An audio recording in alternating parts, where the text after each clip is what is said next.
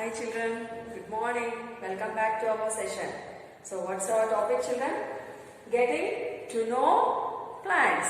So yesterday we have discussed about a plant. Is it? What are the parts do we have for a plant? Is it? We have discussed. So today's class, let me go for water. That means according to their characteristics, the plants are divided into the shrubs, herbs and plants. Today's class, let me learn what are herbs, shrubs and also the plants. Yesterday itself we have discussed about this and I have given for you the home task to collect at least 5 of these herbs, shrubs and trees. Have you collected children? I think yes. So when you are coming to submit the homework, I can see that one. Okay? Yes. Now let me go for the herbs. Herbs, shrubs and trees are 3 types of plants that grow on the earth. So what are those 3? Herbs, shrubs and trees. Still are there children. Creepers are there. Is it? And also climbers are there according to their characteristics. Now what do you mean by herbs?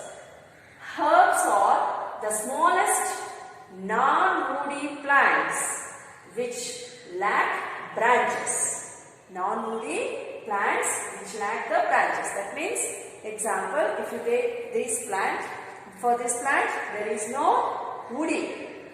Okay, woody means it will become very biggest one and there will be no branches.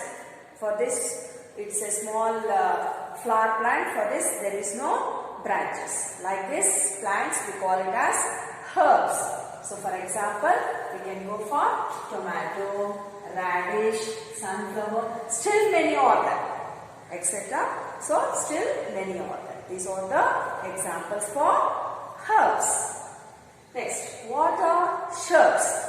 Shrubs are taller than herbs. Than this, still little bit it will be the taller than the herbs and contain branches at their bases. So at their bases it will be having the branches. Such plants we call it as the shrubs. For example, hibiscus, rose, lemon. These and all comes under the shrubs. Okay. Next, what are trees? Trees are the tallest plants with branches above the ground level. So, we have seen many types of the trees. For example, coconut, neem, mango. These are all, it comes under the trees. So, trees are the tallest plants with branches above the ground level. Okay, so this is about the herbs, shrubs and trees. Now let me learn about what are the creepers and what are the climbers. Okay, so these are all you have to copy to your running notes. Okay, so now let me go for the next topic, that is creepers and climbers. Now creepers. What are creepers? Plants with weak stem. So their stem will be very weak, that cannot stand upright but spread on the ground are called creepers. That means they cannot stand like a herb or a shrub or a tree. They cannot stand by itself. Then it is going to spread overall to the ground. Like those one, we call it as the creepers. Creep means which it is crawling like a snake. Is it? So what does the snakes do? It is going to crawl on the ground. Like that, our creepers also. Plants with weak stems that cannot stand upright but spread on the ground are called creepers. Can you guess the example, children? Watermelon. Is it? Yes. So the example is watermelon. It is a creeper. It will be on the ground itself. Pumpkin. Is it? Yes. Pumpkin. So these are the examples for the creepers. Then What are climbers? Climb it means it will be moving towards to the up, taking of the support. Those are called as the climbers. Plants that take support and climb up are called as the climbers. So many climbers we can see in front of our houses. The flower trees, jasmine flower, these are all will be climbing and moving up to the upstairs. Is it? Yes, those are called as the climbers. It needs the support. Is it? Yes. So plants that take support and climb up are called as the climbers. Example, bitter gourd, grapes, bottle gourd, flowers like jasmine. These are all the examples for the climbers. So these are creepers and climbers. Here also you can collect the still other names of the plants which are the climbers and which are the creepers. Will you do it, children? Yes, can. Next, let me go for our leaf. See here. Wow, what a nice flower. Is it? Yes, I am having the bud and these are the leaves. Is it? Yes. See children how the leaves are. Wow. So the shape of the leaves are little bit different. Yes. So still I am having the other leaves also. See this leaf how much broad. See how much big it is. We can have the lunch on this leaf also. That much big we are having. Is it? Yes. And see the shape of this leaf. It's very narrow. Is it? Yes. So another leaf also I am having. See the shape of this.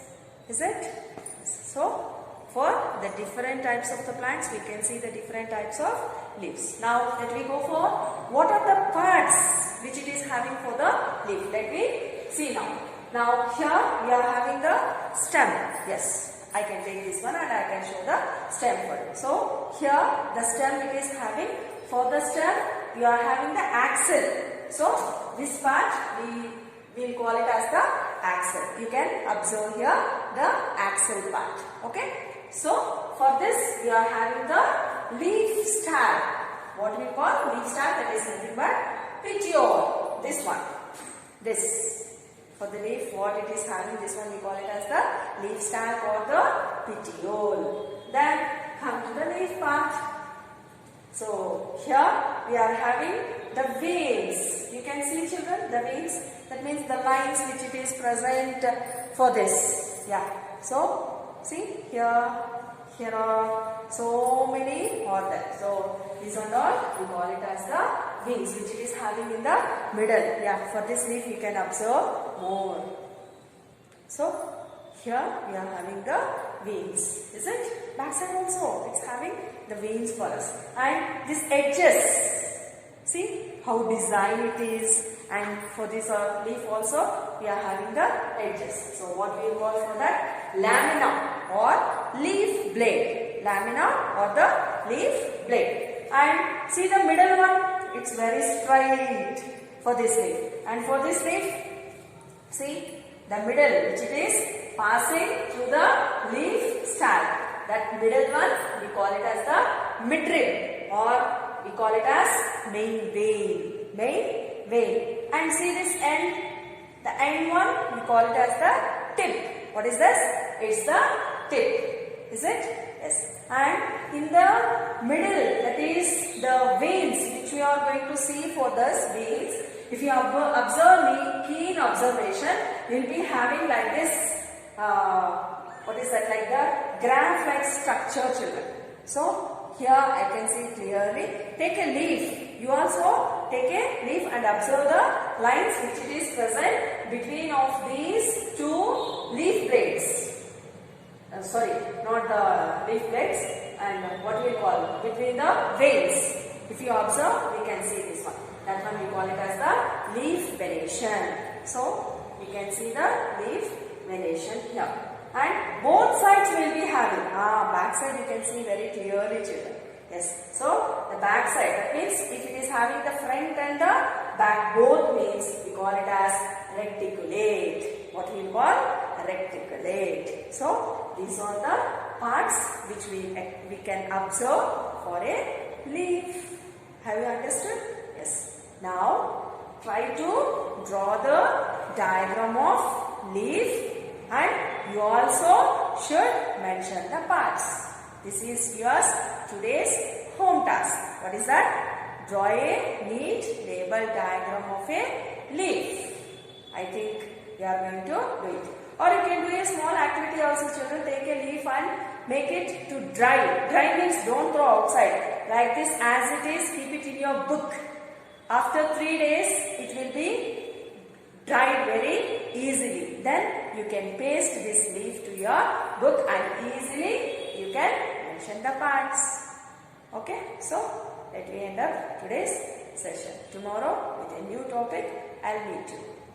Don't forget your home task, that to draw the diagram of leaf.